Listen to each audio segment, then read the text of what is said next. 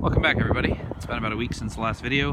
There's some stuff going on the last weekend. I went to New York City, did some stuff there, and if there's interest, I can actually upload a video of the World Trade Center Memorial, which I got to check out last week, which is pretty interesting. It's something I had never seen, and it's pretty intense. But that's not why you all are subscribed to this channel.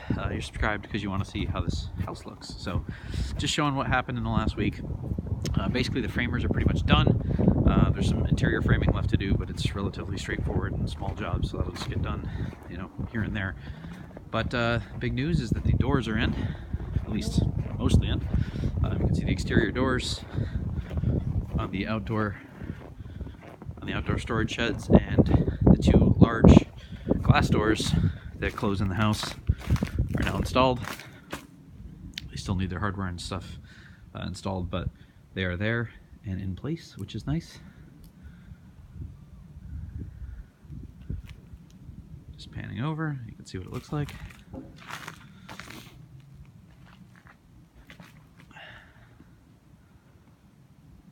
And there you go. So yeah, they're installed.